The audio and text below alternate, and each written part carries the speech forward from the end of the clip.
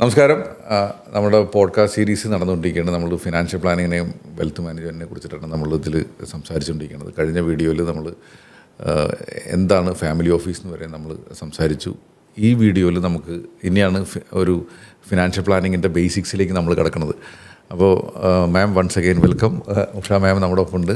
അപ്പോൾ ഉഷ മാം വളരെ സീനിയർ പോസ്റ്റിൽ സീനിയർ വൈസ് പ്രസിഡൻ്റായിട്ട് DSP മ്യൂച്വൽ ഫണ്ടിൽ വർക്ക് ചെയ്യാണ്. 25 വർഷത്തോളം എക്സ്പീരിയൻസ് ഉണ്ട്. അപ്പോൾ ഇനിയുള്ള വീഡിയോ സീരീസിൽ ഞാൻ മാമിനെ ചിലപ്പോൾ ഇൻട്രൊഡ്യൂസ് ചെയ്യില്ല. മാമിൻ്റെ കാരണം ഇനി ഇത് കണ്ടുകൊണ്ടിരിക്കുന്നതൊക്കെ എല്ലാവർക്കും മാമിനെ കൃത്യമായിട്ട് അറിയാൻ പറ്റും. നമ്മളിപ്പോൾ ഒരു എമർജൻസി ഫണ്ട് ആണ് ഏറ്റവും ഇമ്പോർട്ടൻ്റ് ആയിട്ട് ഫിനാൻഷ്യൽ പ്ലാനിങ്ങിലൊക്കെ നമ്മൾ ഇനീഷ്യലി നമ്മൾ നോക്കേണ്ടത്. അതിനേക്കാളും ഉപരി ഒരു മാസം ഒരു ഇൻകം കിട്ടുന്ന ആൾക്ക് മാസത്തെ വരുമാനം എങ്ങനെ മാനേജ് ചെയ്യാന്നുള്ളതും ഭയങ്കര ഇമ്പോർട്ടൻ്റ് ആയിട്ടുള്ള കാര്യമാണ്. അപ്പോൾ നമ്മളൊരു ഒരാൾ ഇൻകമൊക്കെ ഏൺ ചെയ്തിരിക്കണം, അവരുടെ ഒരു ഫിനാൻഷ്യൽ ലൈഫ് സ്റ്റാർട്ട് ചെയ്യണമെന്നുണ്ടെങ്കിൽ എന്തായിരിക്കും ഏറ്റവും ഇമ്പോർട്ടൻ്റ് ആയിട്ട് അവർ സ്റ്റാർട്ട് ചെയ്യേണ്ടത്? അത് ഏറ്റവും ഇമ്പോർട്ടൻ്റ് ആയിട്ട് തുടങ്ങേണ്ടത് ബഡ്ജറ്റിങ്ങിൽ നിന്നാണ് നിഖിൽ. വളരെ ഇമ്പോർട്ടൻ്റ് ആണത്. കാരണം നമുക്ക് ബഡ്ജറ്റ് എന്ന് പറയുമ്പോൾ നമുക്ക് എല്ലാവർക്കും അറിയാം, വരവും ചിലവും നമ്മൾ ഒന്ന് ടാലി ചെയ്ത് ആദ്യം തന്നെ നോക്കണം. നമ്മൾ ഈ ഫിനാൻഷ്യൽ പ്ലാനിങ് അല്ലെങ്കിൽ ഇൻവെസ്റ്റ്മെൻറ്റ് എന്ന് പറയുന്ന എപ്പോഴും നമ്മുടെ സമ്പാദ്യം വരവിൽ നിന്നും നമ്മൾ സേവ് ചെയ്യുക എന്നുള്ളതിനെയാണ് നമ്മൾ ഉദ്ദേശിക്കുന്നത്. പക്ഷെ നമുക്ക് ചിലവുകളുണ്ട്, പല രീതിയിലുള്ള ചിലവുകളാണ് ഓരോ ഫാമിലിയിലും. അത് it is very different from family to family, person to person. ഇപ്പോൾ സ്വന്തം വീട്ടിൽ താമസിക്കുന്നവരാണെങ്കിൽ അവർ വാടക കൊടുക്കുന്നില്ല, അല്ലെങ്കിൽ എന്തെങ്കിലും അസുഖമുള്ളവർക്കാണെങ്കിൽ അവർക്ക് മെഡിക്കൽ എക്സ്പെൻസസ് ഉണ്ട്. ഒരു കുട്ടിയുള്ളതും 2 കുട്ടികളുള്ളതും തമ്മിൽ വ്യത്യാസമുണ്ട്. പേരൻസ് ഡിപ്പെൻഡൻ്റ് ആണോ അല്ലയോ, അങ്ങനെ പല 2 പേരും വർക്ക് ചെയ്യുന്ന ഫാമിലീസ് ആയിരിക്കാം, അല്ലെങ്കിൽ ചിലപ്പോൾ ഒരാൾ വർക്ക് ചെയ്യാത്ത ഫാമിലി ആയിരിക്കാം. ഇതെല്ലാം ഇതിൽ വരുന്നു. ബട്ട് ബേസിക്കലി ഓരോ ഫാമിലിക്കും അറിയാം നമ്മുടെ ഇൻകം എന്താണ്, അല്ലെങ്കിൽ നമ്മുടെ വരവ് എത്രയാണെന്ന് അറിയാം. ഏകദേശം നമുക്കൊരു ചിലവ് എത്രയുണ്ടെന്നുള്ളത് നമ്മളറിയാം. അപ്പോൾ മോസ്റ്റ് ഇമ്പോർട്ടൻ്റ് ആയിട്ട് പലരും ഇതൊരു കണക്ക് പോലും വെക്കുന്നില്ല എന്നുള്ളതാണ് നമ്മൾ ആദ്യം. അതുകൊണ്ടൊക്കെയാണ് ഒരു ഫിനാൻഷ്യൽ പ്ലാനറെ അപ്രോച്ച് ചെയ്യുക. അങ്ങനെ ഒരാളെ അപ്രോച്ച് ചെയ്യുമ്പോൾ അവരൊരു പ്രൊഫഷണലാണ്, അവർക്കൊരു ഇമോഷൻ വരുന്നില്ല.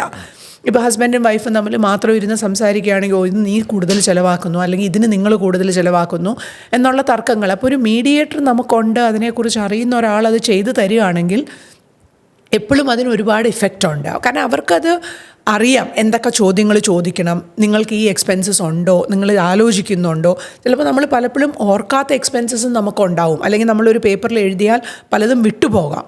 അപ്പോൾ ബഡ്ജറ്റിങ്ങിന് തീർച്ചയായിട്ടും പ്രിപ്പയർഡ് ആയിരിക്കുക. തുടക്കക്കാരനാണെങ്കിൽ പോലും ബഡ്ജറ്റ് ചെയ്യുക. എത്ര തുച്ഛമായ ശമ്പളമുള്ള ഒരാളാണെങ്കിലും നമുക്കറിയാം, നമുക്കൊരു 2 വീലറുണ്ട്, പെട്രോൾ അടിക്കണം, അല്ലെങ്കിൽ ഒരു മൊബൈൽ റീചാർജ് ചെയ്യണം, ഇതുമെല്ലാം നമുക്ക് ബഡ്ജറ്റ് ചെയ്യാം. അല്ലെങ്കിൽ നമുക്ക് വീട്ടിലൊരു വൈഫൈ കണക്ഷൻ ഉണ്ടെങ്കിൽ അതിന് പൈസ കൊടുക്കണം. വളരെ നിസ്സാരമെന്ന് തോന്നുന്ന കാര്യങ്ങൾ പോലും നമ്മൾ ബഡ്ജറ്റ് ചെയ്യുക എന്നുള്ളത് ശ്രമിച്ചാൽ അത്രയും നല്ലതെന്നേ ഞാൻ പറയുള്ളൂ. അപ്പോൾ ബഡ്ജറ്റ് ചെയ്ത് കഴിഞ്ഞാൽ മാത്രമേ നമുക്കറിയുള്ളൂ എനിക്ക് അവോയ്ഡ് ചെയ്യാൻ പറ്റാത്ത എക്സ്പെൻസസ് ഉണ്ട്. പിന്നെ ചില എക്സ്പെൻസസ് നമുക്ക് അവോയ്ഡ് ചെയ്യും. ഇപ്പോൾ നമ്മൾ 3 പ്രാവശ്യം ഹോട്ടലിൽ പോയി ഭക്ഷണം കഴിക്കണം, അല്ലെങ്കിൽ 3 സിനിമ കാണണം എന്ന് നമ്മൾ ബഡ്ജറ്റ് ചെയ്യുന്നത് ചിലപ്പോൾ നമുക്ക് പറ്റുന്നില്ല എങ്കിൽ നമുക്ക് 2 ആയിട്ട് കുറയ്ക്കാം. ഇതെല്ലാം എഴുതി വെച്ച് ഒരു പേപ്പറിൽ 2 കളം ഇട്ട് എഴുതിയാലേ നമുക്കറിയുള്ളൂ. കാരണം ഈ കളത്തിൽ ഒരു നമ്പറേ ഉള്ളൂ എഴുതാൻ, എൻ്റെ ഇൻകം. ഇപ്പോൾ 2 പേരുണ്ടെങ്കിൽ 2 പേരുടെ ഇൻകം, അത്രേ നമുക്ക് എഴുതാനുള്ളൂ. ഇപ്പുറത്താണ് നമ്മുടെ ലിസ്റ്റ് ഇങ്ങനെ പേജ് കണക്കിന് പോകുന്നത്. അപ്പോൾ അത് എഴുതി അത് ടോട്ടൽ ചെയ്ത് കുട്ടികളുടെ ഫീസാണെങ്കിലും നമ്മുടെ വീട്ടിൽ ചിലവുള്ള കാര്യങ്ങളാണെങ്കിലും ഇതെല്ലാം നമ്മൾ എഴുതുക. എന്നിട്ട് നമുക്ക് മനസ്സിലാക്കുക ഇതാണ് നമ്മുടെ മിച്ചം വരുന്ന തുക എന്നുള്ളത്. അതിനെയാണ് നമ്മൾ പിന്നെ ഇൻവെസ്റ്റ്മെൻ്റായിട്ടും എന്തെല്ലാം ചെയ്യാം എന്നുള്ളത്. അതിൽ ഏറ്റവും ഇമ്പോർട്ടൻറ്റ് നിങ്ങൾ ആദ്യം ചോദിച്ചതാണ് എമർജൻസി പ്ലാനിങ്, ഫണ്ടിങ് എന്ന് പറയുന്നത്. കാരണം നമുക്ക് പ്രതീക്ഷിക്കാതെ അപ്രതീക്ഷിതമായിട്ടുള്ള ചിലവുകൾ വരാം. കൊച്ചു കുട്ടികളുള്ളതാണെങ്കിൽ മെഡിക്കൽ ഇത് വരാം, ഒരു കുട്ടിക്ക് സുഖമില്ലാതെ ആവാം, ഹോസ്പിറ്റലിൽ അഡ്മിറ്റ് ചെയ്യേണ്ടി വരാം, അല്ലെങ്കിൽ മഴക്കാലമാണ്, എന്തെങ്കിലും അസുഖങ്ങൾ വരാം, ചിലപ്പോൾ സ്കൂൾ തുറക്കുന്ന സമയമാണ്, 2 കുട്ടികളുണ്ടെങ്കിൽ പെട്ടെന്ന് എക്സ്പെൻസസ് വരാം. നമ്മൾ പ്രതീക്ഷിക്കാതെ ഒരു സ്കൂളിൽ പറയുകയാണോ ഞങ്ങൾ ഇക്കൊല്ലം ഈ ഒരു കാര്യം കൂടി ഇൻട്രൊഡ്യൂസ് ചെയ്തു, ഇതിനൊരു 2000 രൂപ ഫീസ് കൊടുക്കണം, കൂടുതലാണെന്ന് പറഞ്ഞാൽ നമ്മുടെ കുട്ടിയുടെ കാര്യമാണ്, നമുക്ക് വേണ്ടാന്ന് പറയാൻ പറ്റില്ല. അല്ലെങ്കിൽ പെട്ടെന്ന് എവിടെയെങ്കിലും പോയി ഒന്ന് കാല് സ്ലിപ്പായി, ഒരു ചെറിയ ഫ്രാക്ചറോ ഉളുക്കോ എന്തെങ്കിലും വന്നു, പെട്ടെന്ന് ഡോക്ടറെ കണ്ടു, ഒരു ചെറിയത് വന്നു, 5,000 രൂപ അല്ലെങ്കിൽ 10,000 രൂപ അതിന് ചിലവായി, ഇതെല്ലാം വരാം. അല്ലെങ്കിൽ ഒരു പല്ലിൻ്റെ അസുഖം വന്നു, ഇതെല്ലാം ഒരു മനുഷ്യന് വരാവുന്ന കാര്യങ്ങളാണ്. കൂടുതലും നമ്മൾ എമർജൻസി എന്ന് പറയുന്നത് മെഡിക്കൽ അൺഎക്സ്പെക്റ്റഡ് എമർജൻസിക്കാണ് നമ്മൾ ഉദ്ദേശിക്കുന്നത്. അല്ലെങ്കിൽ ഇപ്പോൾ യൂറോപ്പിൽ പോകണം എന്നുള്ളത് ഒരു എമർജൻസി അല്ലല്ലോ, അത് നമുക്ക് പ്ലാൻ ചെയ്യാം, പൈസ ഇല്ലെങ്കിൽ വേണ്ടാന്ന് വെക്കാം. വെക്കേഷൻ പ്ലാനിങ് ആണ്, അത് പ്ലാനിങ് ആണ്, അതൊരു എമർജൻസി അല്ല.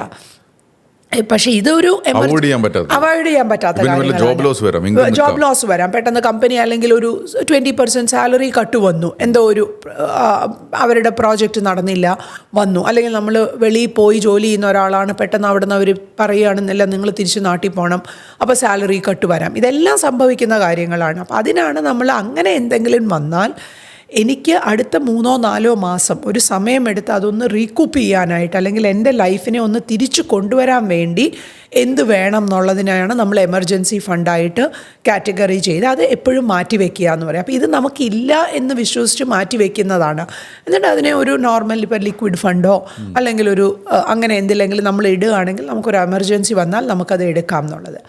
അതും കഴിച്ച് ബാക്കിയുള്ളതിനെയാണ് പിന്നെ നമ്മൾ ഇൻവെസ്റ്റ് ചെയ്യാൻ ശ്രമിക്കുന്നത്. അതാണ് ഇപ്പോൾ ശരിക്കും എമർജൻസി ഫണ്ട് ഡെഫിനറ്റ്ലി മാസത്തെ ചിലവ് എത്രയെന്നുള്ളത് ഫസ്റ്റ് കണ്ടുപിടിക്കുക എന്നുള്ളതാണ് ഇതിൻ്റെ ഏറ്റവും വലിയ ഇമ്പോർട്ടൻറ്റ്. അത് മാസം എത്ര ശമ്പളം കിട്ടുന്നുള്ളതല്ല, എത്ര ചെലവാക്കുന്നുള്ളത്. അതെ അതെ, അത് ആയിക്കഴിഞ്ഞാൽ അതേ ഇൻറ്റു ഒരു 6 മാസത്തേക്ക് വേണമെങ്കിൽ നമുക്ക് എമർജൻസി ഫണ്ടായിട്ട്. കാരണം ഒരു 6 മാസം ഒരു സാമാന്യം നല്ലൊരു സമയമാണ്.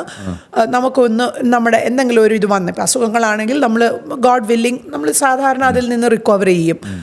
അല്ല ഒരു ഇപ്പോൾ ജോലിയുടെ എന്തെങ്കിലും ഒരു പ്രശ്നമാണെങ്കിൽ നമ്മളൊരു 2-3 മാസത്തിലൊരു പുതിയ ജോലിയോ അല്ലെങ്കിൽ വേറെ എന്തെങ്കിലും ചെയ്യും എന്നുള്ളത് നമ്മൾ പ്രതീക്ഷിക്കുന്നു.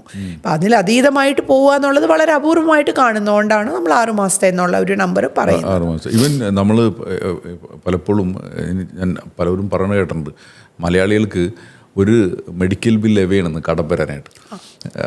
അപ്പോൾ നമ്മൾ മെഡിക്കൽ ബില്ല് നമുക്ക് ഒട്ടും പ്രതീക്ഷിക്കാൻ പറ്റില്ല. ഡെഫിനറ്റ്ലി നമുക്ക് ഹെൽത്ത് ഇൻഷുറൻസിനെ കുറിച്ചിട്ട് ഇൻഷുറൻസ് പ്ലാനിങ്ങിൽ നമുക്ക് സംസാരിക്കാം. പക്ഷേ എന്നാലും നമുക്ക് ഇൻഷുറൻസ് ഉണ്ടെങ്കിലും കുറേ കാര്യങ്ങൾ ഇൻഷുറൻസിൽ കവർ ചെയ്യാത്ത കുറേ എക്സ്പെൻസുകൾ വരാം. ഡെഫിനറ്റ്ലി വരാം. അപ്പം അതിന് എമർജൻസി ഫണ്ട് ഉണ്ടായേ പറ്റൂ. ഈവൻ എനിക്ക് തോന്നുന്നു നമ്മൾ എമർജൻസി ഫണ്ട് തന്നെ ഡിഫറൻ്റ് ആയിട്ട് തരംതിരിക്കേണ്ടി വരും. ഒരു ബിസിനസ്സുകാരാണെങ്കിൽ ചിലപ്പോൾ 12 മാസം വെക്കണം, അല്ലെങ്കിൽ NRI ചിലപ്പോഴും ജോലിയിലൊക്കെ ലോസൊക്കെ വരാൻ ചാൻസ് ഉള്ള ആൾക്കാർ അവർ 12 മാസം വെക്കണം തീർച്ചയായിട്ടും. ഇവൻ ഒരു ഇവിടുത്തെ സാധാരണ കോർപ്പറേറ്റ് എംപ്ലോയിക്ക് കൂടി 6 മാസം മതി. പിന്നെ 2 ഇൻകം ഉള്ള ഒരു ഫാമിലി ചെയ്യേണ്ടതും ഒരു സിംഗിൾ ഇൻകം ഉള്ള ഒരു ഫാമിലി നോക്കേണ്ടതും വ്യത്യാസമുണ്ട്. കാരണം പ്രോബബിലിറ്റി 2 പേർക്കും ഒരേ സമയത്ത് പ്രോബ്ലം വരുന്നതൊക്കെ വളരെ അപൂർവമാണ്. ചില ഗവൺമെന്റ് ജോലിക്കൊക്കെ ചിലപ്പോൾ സേഫ്റ്റി ഉണ്ട്. ഇപ്പോൾ കറക്റ്റ്, ഒരാൾ ഗവൺമെന്റ് എംപ്ലോയി ആണ്, ഒരാൾ പ്രൈവറ്റ് എംപ്ലോയി ആണെങ്കിൽ നമുക്ക് എപ്പോഴും ഒരു കോൺഫിഡൻസ് ഉണ്ട് ഒരാളുടെ ഇൻകം വന്നോളും എന്നുള്ളത്. അപ്പോൾ ഈവൻ നമുക്ക് ബഡ്ജറ്റ് ചെയ്യുമ്പോൾ നമ്മുടെ നാട്ടിലെ ഏറ്റവും വലിയ ബുദ്ധിമുട്ടെന്ന് വെച്ചാൽ പലർക്കും കടമൊക്കെ ഉണ്ടാവും. അപ്പോൾ ഈ കടമുള്ളപ്പോൾ നമ്മൾ ഈ എമർജൻസി ഫണ്ട് എന്നൊക്കെ പറഞ്ഞാൽ അതൊക്കെ ചിന്തിക്കുന്നതിനപ്പുറത്താണ്. കാരണം അത് എങ്ങനെയെങ്കിലും EMI അടച്ച് തീർക്കാന്നുള്ള ടെൻഷനിൽ എല്ലാവരും നിൽക്കുന്നത്. അപ്പോൾ ഒരു കട കൊടുക്കുന്ന ടൈമിൽ ഒരു മാമിൻ്റെ എക്സ്പീരിയൻസിൽ എന്താണ് എത്ര രൂപ വരെ EMI പോകാം? ഞാനെപ്പോഴും പല നമ്പറുകളൊക്കെ പറയാറുണ്ട്, പക്ഷെ എന്നാലും മാമിന് വേറെ പുറത്തൊരു എക്സ്പീരിയൻസ് ഉണ്ടല്ലോ, അത് വെച്ചിട്ട് ഒന്ന് പറയാമോ? അല്ല, അതിപ്പോൾ EMI നിഖിൽ ശരിക്കും നമ്മൾ പറയുകയാണെങ്കിൽ അത് പറഞ്ഞാൽ ഒരുപക്ഷെ വ്യൂവേഴ്സിലും പലരും അത് എഗ്രി ചെയ്തോളുന്നില്ല. ഒരു വീട് മേടിക്കാനുള്ളൊരു EMI എന്നതിൽ കവിഞ്ഞ് മറ്റുള്ള കാര്യങ്ങൾക്കൊരു EMI എടുക്കുക എന്നുള്ളത് ശരിക്കും പറഞ്ഞാൽ ഒരു പ്രോപ്പർ ഫിനാൻഷ്യൽ പ്ലാനിങ് അല്ല. അല്ലെങ്കിൽ എന്നെയൊക്കെ പോലെ അതിനെക്കുറിച്ച് കുറച്ച് ആധികാരികമായിട്ട് അറിയുന്ന ഒരാൾക്ക് ഞാൻ പൈസ ഉള്ളതിൻ്റെ ലെവൽ വെച്ച് പറയുകയല്ല, എത്ര ചെറിയ ഇൻകം ഉള്ള ഒരാളാണെങ്കിലും അത് ബുദ്ധിയല്ല. പക്ഷെ നമുക്കത് പറഞ്ഞിട്ട് കാര്യമില്ല. കാരണം ഇന്നത്തെ കാലത്ത് നമ്മളെല്ലാം EMIയിലും നമുക്ക് ഇൻസ്റ്റൻറ്റ് ഗ്രാറ്റിഫിക്കേഷൻ വേണ്ട ഒരു യുഗത്തിലാണ് നമ്മൾ ജീവിക്കുന്നത്. അപ്പോൾ ഐഫോൺ കണ്ടാൽ അത് മേടിക്കണം, അപ്പം അതിന് EMI കൊടുക്കണം. അപ്പം നിങ്ങൾ ഐഫോൺ കുറച്ച് നാൾ പൈസ സേവ് ചെയ്തിട്ട് ഒരു പൈസ ഉണ്ടാക്കി കൊടുത്ത് മേടിക്കൂ എന്ന് പറയുന്നത് അത് ആർക്കും സ്വീകാര്യമായിട്ടുള്ള കാര്യമായിരിക്കില്ല. 0% ലോൺ എന്നൊക്കെ പറഞ്ഞ് മേടിക്കും. അതിപ്പോൾ ചെറിയ കുട്ടികളാണെങ്കിലും കുറച്ച് മുതിർന്നവരാണെങ്കിലും അങ്ങനെ ആഗ്രഹിക്കുന്നവരാണ്. അപ്പോൾ നമുക്കത് പറയാൻ പറ്റില്ല. അത് പറഞ്ഞാലും അത് സ്വീകാര്യതയില്ല. അപ്പം ഞാനൊരു ഇംപ്രാക്ടിക്കൽ സജഷൻ പറയുന്ന പോലെ ആൾക്കാർക്ക് അത് തോന്നുകയുള്ളൂ. ബട്ട് എങ്കിൽ പോലും നമ്മൾ EMI നമ്മുടെ ഒരു കമ്മിറ്റ്മെൻ്റ് അത് നമ്മൾ തിരിച്ചടച്ചേ പറ്റൂ. അതിപ്പോൾ ഫോണിൻ്റെ ആണെങ്കിലും TV-യുടെ ആണെങ്കിലും കാറിൻ്റെ ആണെങ്കിലും 2 വീലറിൻ്റെ ആണെങ്കിലും നമ്മൾ തിരിച്ചടച്ചേ പറ്റൂ. അപ്പോൾ അത് അറ്റ്ലീസ്റ്റ് ഒരു 20-25% അല്ലെങ്കിൽ ഒരു 40%-ൽ നിർത്താൻ പറ്റുവാണെങ്കിൽ അതായിരുന്നു. ബിക്കോസ് ഇതിലുപരി നമുക്ക് മറ്റുള്ള ചിലവുകളുണ്ട്, നമുക്ക് ഒഴിവാക്കാൻ പറ്റാത്ത ചിലവുകളാണ് അത്. 75% സാലറിയിൽ ജീവിക്കേണ്ട അവസ്ഥയാണ്.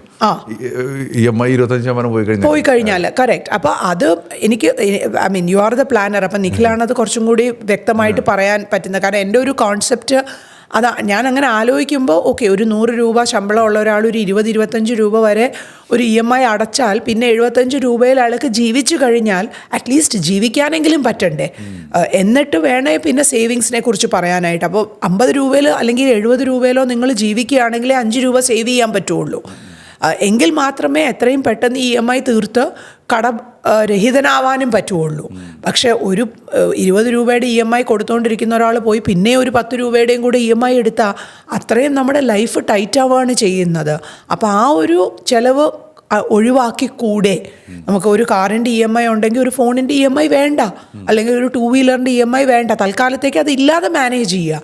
എന്നിട്ട് ഇതൊന്ന് തീരട്ടെ, ഇത് തീർന്നു കഴിഞ്ഞിട്ട് വേണമെങ്കിൽ അടുത്തത് നോക്കാം. അപ്പോൾ അറ്റ്ലീസ്റ്റ് നമുക്ക് ആ ഒരു 2, 3, 4 കൊല്ലത്തിൽ നമ്മുടെ സാലറി കുറച്ച് മെച്ചപ്പെട്ടു.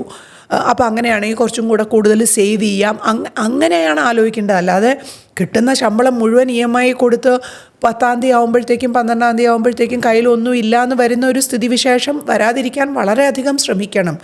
അവിടേക്കാണ് നമുക്കൊരു ഫിനാൻഷ്യൽ പ്ലാനർ ഉണ്ടെങ്കിൽ അറ്റ്ലീസ്റ്റ് ഇങ്ങനെ തീർച്ചയായിട്ടും അവർ നഡ്ജ് ചെയ്തുകൊണ്ടിരിക്കും. നമുക്ക് തന്നെ ഉള്ളിലൊരു പേടിയുണ്ടാവും, അയ്യോ ഇദ്ദേഹത്തിനോട് ഇനി സംസാരിക്കുമ്പോൾ നമ്മളെ എന്തെങ്കിലും പറയില്ലേ, ചോദിക്കില്ലേ എന്നുള്ളത്. കാരണം നമ്മുടെ ഒരു എന്താ പറയേണ്ട, ഒരു ചെങ്ങലയ്ക്ക് ഇടുന്ന ഒരു കോൺസെപ്റ്റും കൂടിയാണ് അങ്ങനെയുള്ളവരെ സംബന്ധിച്ചിടത്തോളം ഒരു ഫിനാൻഷ്യൽ പ്ലാനർ ചെയ്യുന്ന. ഒരു പോലീസുകാരനാണ് അദ്ദേഹം.